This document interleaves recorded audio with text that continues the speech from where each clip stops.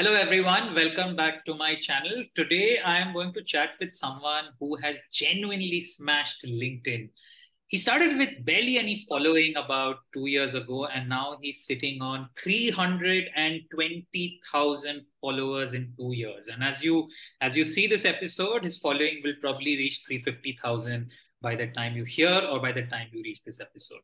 So he has created a lot of content training the youth. He's mentoring them. He talks a lot about Excel skills, about resume preparation. Every day he posts 2 or 3 times every day. And the most important thing is he has a full-fledged corporate career along with this. So it's incredible how he manages. So today we welcome Priyank on this channel. Thank you, Priyank, for taking time out. We will talk to him about his journey, the highs, the lows, and what you can take back from this journey. So, Priyank, let's start with ये journey आपने शुरू क्यों की थी कि आपका वो trigger moment क्या था कि लिंक्डइन पे मुझे कुछ करना चाहिए 2 साल पहले?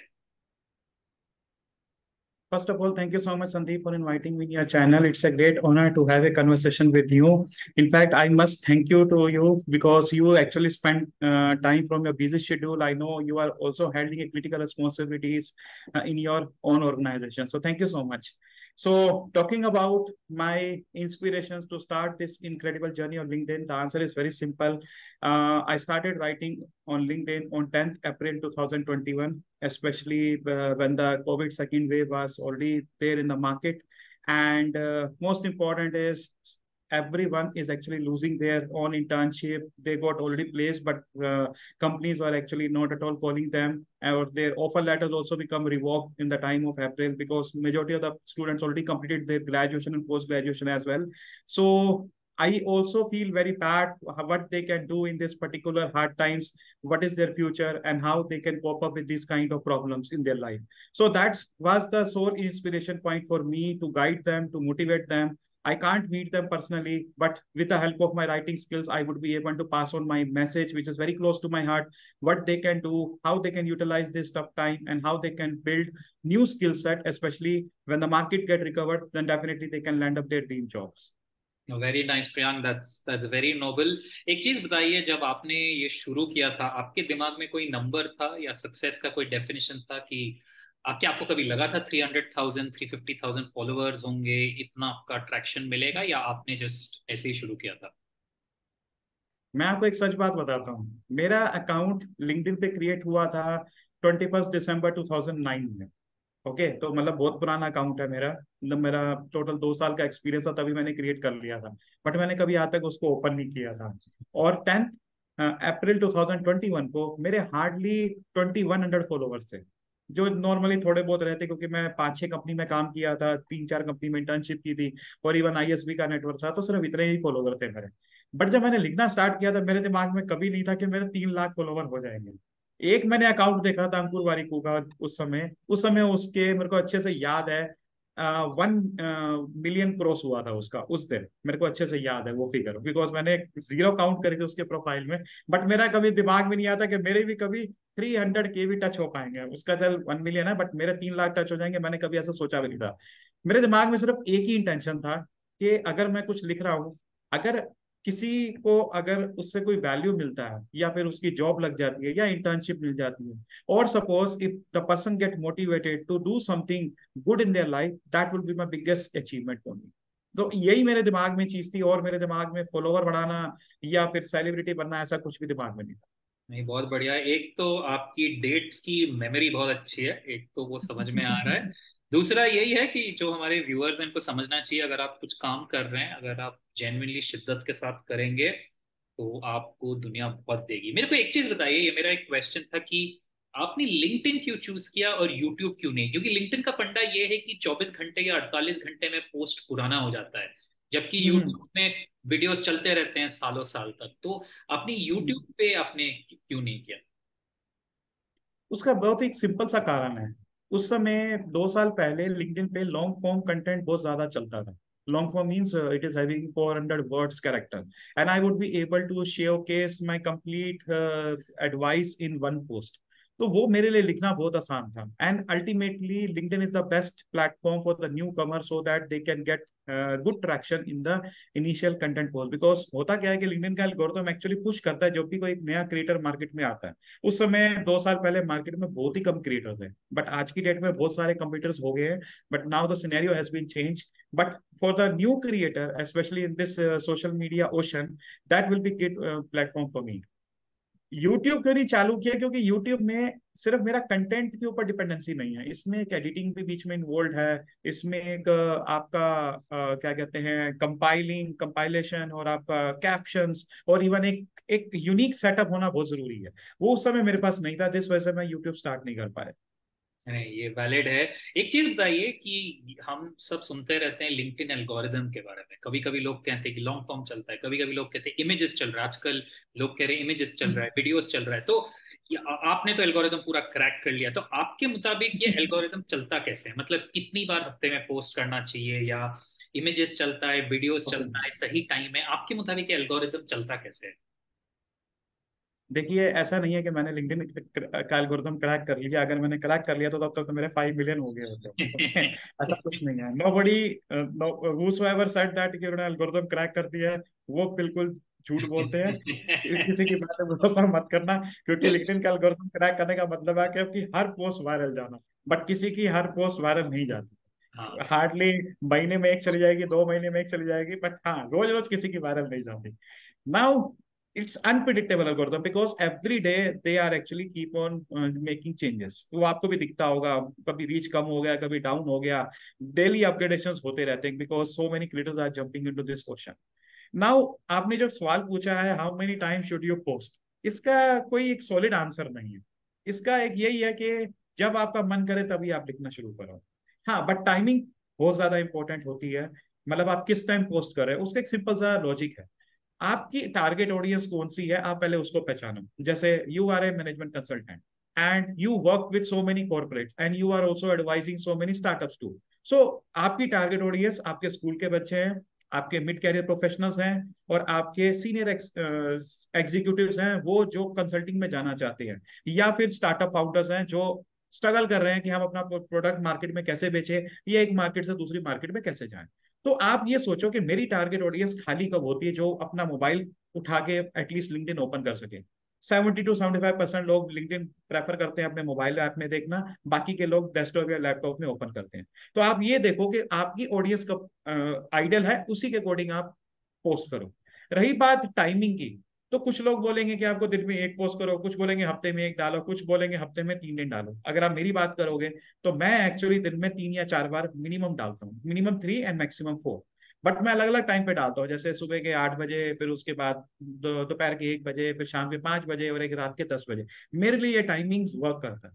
बट ये जरूरी नहीं है कि जो मेरे लिए टाइम वर्क कर रहा है वो आपके लिए भी वर्क करे, ये जरूरी नहीं है। ये आपको देखना पड़ेगा कि आपकी ऑडियंस कब आइडल है, उसके अकॉर्डिंग आप पोस्ट करो।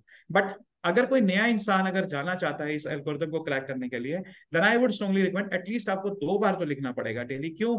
क्योंकि कंपटीशन बहुत ज्यादा बढ़ गया है, आए दिन 3 या 4 क्रिएटर इसमें ऐड हो रहे हैं। तो आपका पोस्ट कहीं ना कहीं भीड़ में खो जाएगा। तो एटलीस्ट 2 बार आप एटलीस्ट डालो। उससे क्या है कि आपका ट्रैक्शन अच्छा मिलेगा and you will get better boost as compare to the other competitor. Coming to images, images में थोड़ा कंट्रोवर्शियल डिबेट एक्चुअली रह रहा है पिछले 6 से 8 महीने में।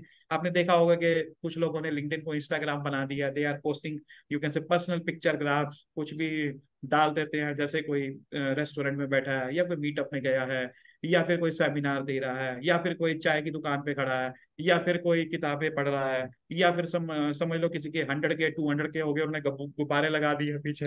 हर टाइप की फोटोज चलती हैं। बट फोटोज रिलेटेबल होनी चाहिए आपके कंटेंट के साथ। क्योंकि जब आप लिंक्डइन को स्क्रॉल करते हो तो एकदम से आपकी जो अटेंशन है वो फोटो को देख के रुक जाती है, और वो इंसान सी मोर पे क्लिक कर देता है, क्योंकि ऊपर का 2 लाइनों का टेक्स्ट दिखाई देता है। it will actually boost your, you can say, traction on your content. So if it is a relatable image with the content, then definitely it will work well. But सबके साथ ये काम नहीं करता है।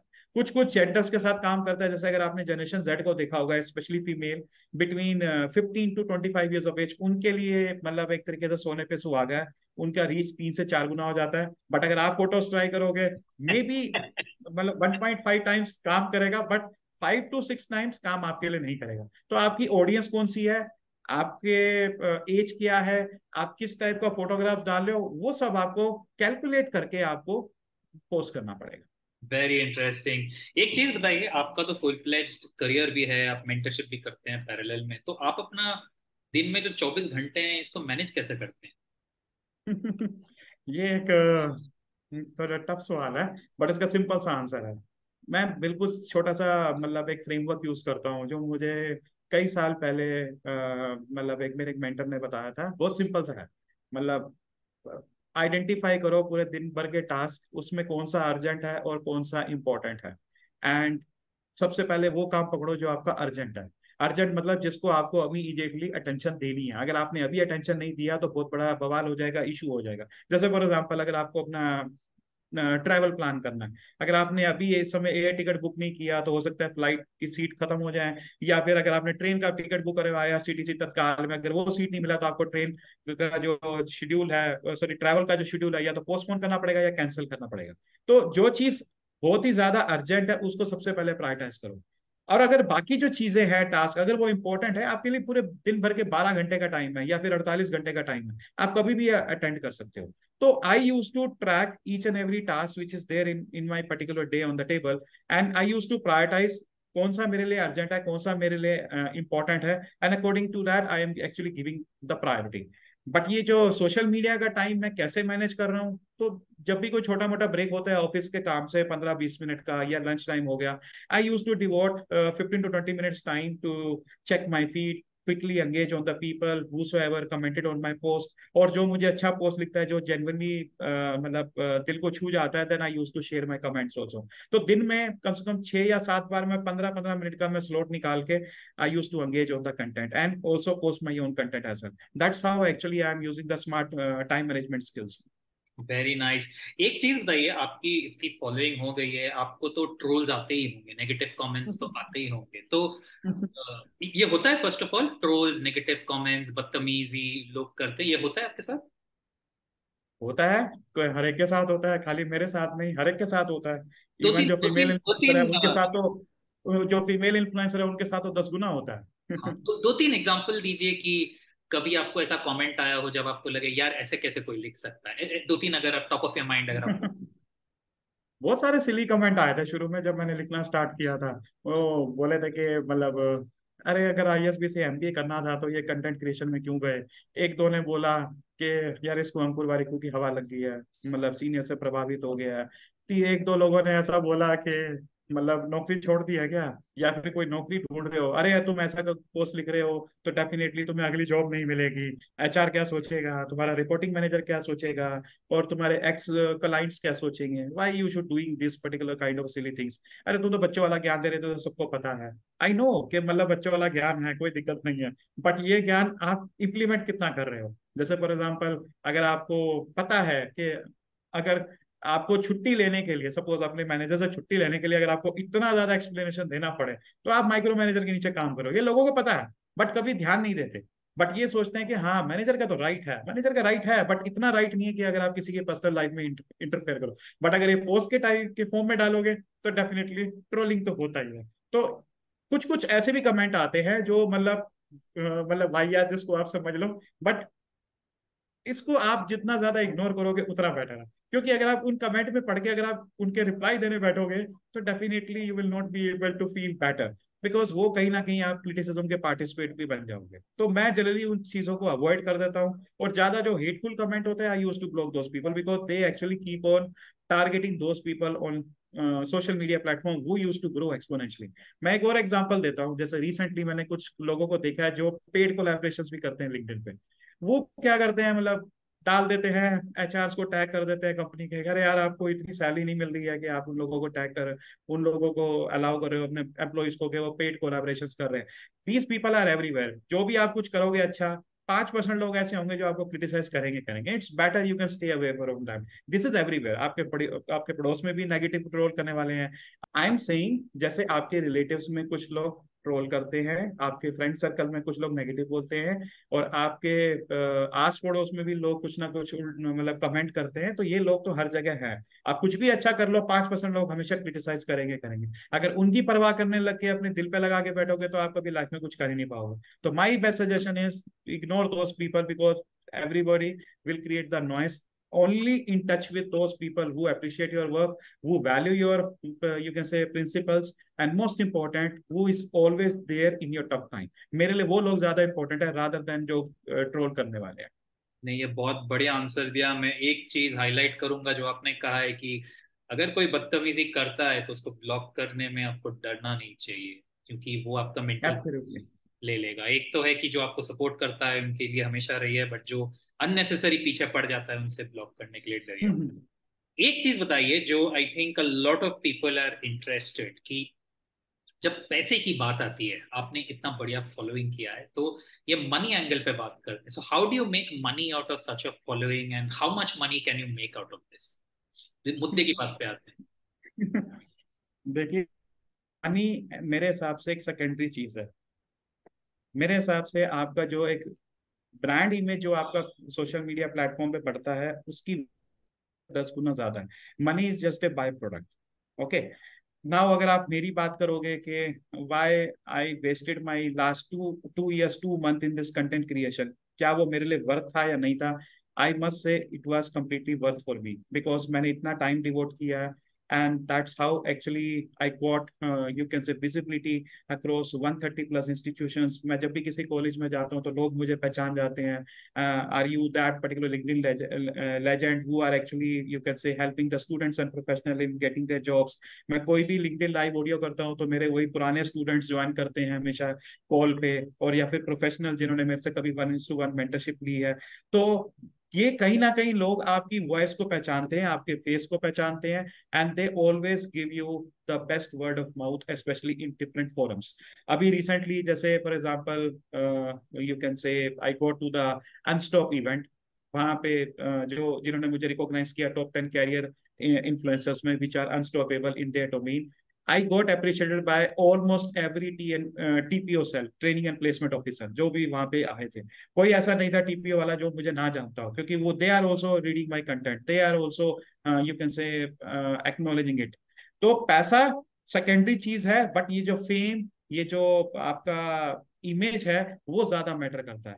अब पैसा कैसे आता है वो अलग तरीके हैं। जैसे if you conduct 1:1 mentorship, whosoever read your content, they will definitely connect with you for 1:1 mentorship, then ultimately you can charge that amount because your time is also very very important. मैंने शुरू में कम से कम 150 session free of cost लिए थे, but लोगों ने उसको take it for granted देना शुरू कर दिया। तो क्योंकि कुछ लोग आते नहीं थे, कैलेंडर ब्लॉक कर दिया, बट वो आते नहीं थे, या फिर अनप्रिपेयर्ड होके आए, या इनको ये नहीं पता कि सवाल क्या पूछना है। तो that actually hurts me a lot. Then I, you can say, put up a sensible amount of charge so that only serious people will come up. Later on I started one to many, especially in terms of the public speaking domain, जो भी मुझे startups की तरफ से invitation आता था on different topics or any kind of training session, especially on the soft skill one. So that's how actually it will create a more monetization channel for me. So monetization, there are multiple ways are there. You can also create your online course and upload on your website. You can do, you can say, brand collaborations also. So these are just your byproduct. First your image is important, and later on these things will automatically come up. This will act as your you can say complete reward. मुझे एक चीज बताइए, can somebody do this full time? जो सबके दिमाग में ये सवाल चलता है। फुल टाइम कर सकता है, बट उसको रिस्क लेना पड़ेगा। रिस्क लेना पड़ेगा। अगर आपको लगता है कि मेरा कंटेंट जेन्युइन है, ऑथेंटिक है, और मेरे कंटेंट में दम है, और मेरे कंटेंट से किसी के अंदर इम्पैक्ट क्रिएट हो रहा है किसी भी फील्ड में, definitely they can jump into the full time, provided आपकी जो अर्निंग अभी आ रही है इन चीजों से, अगर वो आपके एटलीस्ट हाफ भी आ रही है आपके फुल टाइम जॉब से, then definitely you can think and jump into this option. Very nice. But अब फुल टाइम जॉब छोड़ के आप सीधा इसमें घुस जाओ, वो तो सबसे बड़ा रिस्क। नहीं, वो तो बेवकूफी वाली बात है मेरे मुताबिक। या जब तक आपने कहा, सही बताया आपने, कि जब तक हाफ योर मंथली सैलरी नहीं आ रही है आपको नहीं देखना चाहिए। अगर 50% तक आ एटलीस्ट रही है हाफ आपकी जो हाफ है, ऐसा नहीं कि खाली आज आ गई अगले महीने नहीं आई, एटलीस्ट कंसिस्टेंटली 4 मंथ्स तक अगर आ जाए तो आपको लग जाएगा कि हाँ, मेरा जो एमवीपी जो मैंने बनाया है वो मेरा वर्क कर रहा है, definitely I should think about it. Very interesting. एक चीज बताइए, अब आते हैं कि अगर कोई आपकी तरह कोई अपना ये कंटेंट जर्नी शुरू करना चाहिए, तो अब क्या उसको एडवाइस देंगे कि आपने अब पहले कहा कि इतने टाइम हफ्ते में पोस्ट करना चाहिए, बट कोई न्यू कमर 21-22 ईयर ओल्ड आपकी तरह बनना चाहता है, आप उसको क्या एडवाइस देंगे? ओके, सो अगर कोई आज की डेट में अगर स्टार्ट करता है तो सबसे पहले उसको कंपटीशन बहुत ज्यादा फेस करना पड़ेगा। ओके, क्योंकि आज की डेट में 4 से 5 क्रिएटर्स ऐड हो रहे हैं पूल के अंदर, और इतने ज्यादा लोग कंटेंट डाल रहे हैं। कुछ लोग रेलेवेंट कंटेंट डाल रहे हैं, कुछ लोग इररेलेवेंट डाल रहे हैं। और लिंक्डइन पे उल्टा चल रहा है कि आपका इररेलेवेंट कंटेंट अचानक से ट्रैक्शन पकड़ जाता है। जैसे मैं एग्जांपल देता हूँ, मैंने एक कंटेंट किसी का देखा था, किसी ने डाला था कि specially someone who is working on Amazon, उसने ये लिखा था कि super thrilled to announce that I got yesterday 6 hours of sleep. And you can't believe उसके 10 मिलियन व्यूज गए और 1,50,000 उसके लाइक्स गए। अब इस टाइप का कंटेंट में कोई वैल्यू नहीं ऐड हो रही, कुछ नहीं हो रहा। ये ऐसा पोस्ट था जो मैकेंजी वाला अगर कोई जॉब ले लेना, उसके उससे 10 गुना ज्यादा उसके इंप्रेशंस और लाइक आए। वो चीज है फर्क, मतलब कुछ भी चलता है। तो अगर आपको ग्रो करना है, आपके पास दो तरीके हैं, या तो शिट पोस्ट डाल दीजिए या फिर वैल्यूएबल पोस्ट डाल दीजिए। बट शिट पोस्ट ज्यादा काम नहीं करते, वो 1 या 2 बार वायरल हो जाएंगे बस, उसके बाद क्या। बट लोग आपको शिट पोस्ट की वजह से नहीं पहचानेंगे, लोग आपके वैल्यूएबल कंटेंट से पहचानेंगे। तो पहले आप आइडेंटिफाई करो कि मेरा नीश क्या है, मैं किस चीज में बेस्ट लिख सकता हूँ जिसमें मेरे को कोई रिप्लेस ना कर सके।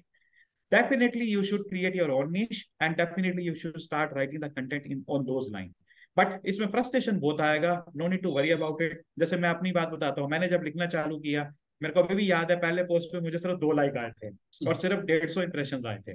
दूसरा पोस्ट डाला था, उसमें 8 लाइक्स आए थे और उसमें 350 इंप्रेशन आए थे। बट तीसरा पोस्ट मेरा वायरल हो गया था। उसके बाद चौथा, पांचवा, छठा, सातवां, मेरे हार्डली लाइक्स 50 से ऊपर नहीं गए। तो फ्रस्ट्रेशन मुझे भी बहुत आया था, एक बार मैंने भी गिव अप करने का सोचा था, but I was consistent in that. जब धीरे धीरे बढ़ने लगा तो मैंने एक ही जगह 2 बार डालना शुरू कर दिया, 3 बार और 4 बार। तो if you are completely new in this particular ocean, especially in this competitive market, you should not give up. You should have patience, you should have resilience, and most important, understand what your good fellow competitors are doing. उसके उसका भी pattern देखो, वो क्या कर रहे हैं, किस टाइप का कंटेंट डाल रहे हैं। अगर किसी का पोस्ट अगर अच्छा ट्रैक्शन पकड़ रहा है तो उसको एनालाइज करो कि क्यों पकड़ा। और अगर आपका कोई बेस्ट पोस्ट, अगर आपका बेस्ट परफॉर्म कर रहा है, तो उसको एनालिटिक्स में जाकर के उसको एनालाइज करो। That's the best way to identify the gaps and you can ultimately improve everyday basis. Very nice यार, आपकी मेमोरी तो बहुत बढ़िया है। कितने पोस्ट पे कितने लाइक आए थे, वो भी 3 साल पहले, आपको सब याद है, तो बहुत बढ़िया है। चलिए, we will close this interview, let's have a quick rapid fire. और ये हम इसलिए कर रहे हैं ताकि ये आपके सारे आंसर्स वायरल हो इंस्टाग्राम और पॉडकास्ट पे। चलिए शुरू करते हैं क्रिकेट से। आपका फेवरेट आईपीएल टीम कौन सा है? Chennai super Kings. Very good, expected था। आपका फेवरेट डिश क्या है? इट इज राजमा चावल। एक्सेलेंट। और आज तक आपका जो बेस्ट पोस्ट है उसको कितने लाइक और कितने इंप्रेशन मिले होंगे? आपकी मेमोरी इतनी तगड़ी है, आपको तो याद भी होगा। 83,300 प्लस समथिंग था, लाइक्स थे, और इम्प्रेशन था उसका 4 मिलियन। एक्सेलेंट। और जो आपका वर्स्ट पोस्ट टिल डेट है, क्या आपका फर्स्ट पोस्ट था जो आपका वर्स्ट पोस्ट टिल डेट है? 2 likes and 150 impressions. 2 likes and 150 impressions। so शायद ये टैगलाइन होना चाहिए, how I move from 150 impressions to 4 million impressions। आपके रोल मॉडल कौन है लाइफ में? My own brother. And your favourite influencer? Akshay Srivastava. Very nice. क्यों अक्षत आपको क्यों पसंद आते हैं? बिकॉज उसका कंटेंट बिल्कुल सबसे हटके है, कोई उसकी तरह लिख नहीं सकता। क्योंकि उसने हर चीज पर लिखा है, मतलब हायर एजुकेशन के ऊपर, फाइनेंस के ऊपर, ये इन्वेस्टिंग के ऊपर, और even how to manage your time, how to see the life in the different lenses. वो इस टाइप का कंटेंट लिखा है जो मतलब वाकई में सच होता है, बट किसी का उस तरफ कभी ध्यान नहीं जाता। मतलब कोई इंसान उस तरीके से सोच नहीं सकता, वो उसको उस चीज को एग्जाम्पल के साथ हाईलाइट करता है। और सबसे बड़ी बात जो मुझे वो बहुत पसंद है, वो कम से कम वर्ड्स को यूज करके एक्सप्लेन करता है। उसका अगर आप कंटेंट देखोगे बहुत ही क्रिस्प रहता है, जैसे बीइंग ए मास्टर कंसल्टेंट जो लिख रहा हो ना, कम से कम वर्ड्स के अंदर, वो टू द पॉइंट और क्रिस्प, और आप उसको जल्द से जल्द पढ़ भी सकते हो। वो ऐसा स्टाइल मैंने कभी किसी के पास नहीं देखा। लवली। एक चीज बताइए, अब उल्टे क्वेश्चन पे आते हैं। An influencer you hate? I don't want to name a person because of controversial अरे issues, कर but दीजिए, yeah, दो दो I would दो like to million give likes आ indirectly the जाएंगे। answer. बोलिए बोलिए I would like to give you indirectly this answer that those people who used to show off different personality on social media, I used to hate those influencers. Reason being is if you don't apply those principles in your life, why you are recommending to other people? That will be, you can say, big disasters for them. So don't need to play with the sentiments of the other people. Yeah. Correct, inauthentic जो हम कहते हैं। आप अब तक आपको worst troll क्या आया है? वर्स्ट वाला जो आपको मतलब एक दिन लगा होगा, मतलब एक थोड़ा तो इम्पैक्ट हुआ होगा। वर्स्ट कमेंट अब तक क्या आया है? मैं पहले ये बताता हूँ कि मैंने पोस्ट कौन सा डाला था। मेरे 15-16 post back to back fail हो रहे थे। ठीक है, कोई ट्रैक्शन नहीं आ रहा था। तो मेरे दिमाग में एक ऐसी आइडिया आया, मैंने कहा पोल डाल देता हूँ। पोल में मैंने क्वेश्चन डाला, what is the right age to get married. ठीक है, और उसमें सबसे बड़ा वर्स्ट कमेंट ये आया, शेम ऑन यू। और दूसरे ने लॉजिक दिया, there is no need for such kind of poll, you should write the poll what is the right age to get divorce. So these kind of advices, these kind of critics actually coming up. My God, great. आपके fan ने कभी आपको एक love letter भेजा है? नहीं, अभी तक ऐसा नहीं हुआ। अभी तक नहीं हुआ है। क्या पता, आप जब हाफ अ मिलियन हो जाएगा शायद ये भी हो जाएगा आपका। हो जाए तो अच्छी बात है, बट अभी तक ऐसा हुआ नहीं। What next for Priyank Ahuja? अगले 2 साल में आप क्या करना चाहते हैं? आ, मेरा टारगेट तो है अभी 1 million for LinkedIn, but in parallel I used to start my existence on the YouTube channel, वो मेरे दिमाग में है। और I am also thinking of writing a book by 2024। This is my, you can say, target. Lovely. किताब तो आपको 100% लिखनी चाहिए, बिकॉज जो आपने इतना सारा लोगों को हेल्प किया है वो अगर आप मॉड्यूल में करके पूरा कोलेट करके देंगे तो बहुत बहुत बढ़िया चलेगा। So that is. Definitely, but time की कमी है, टाइम की कमी है।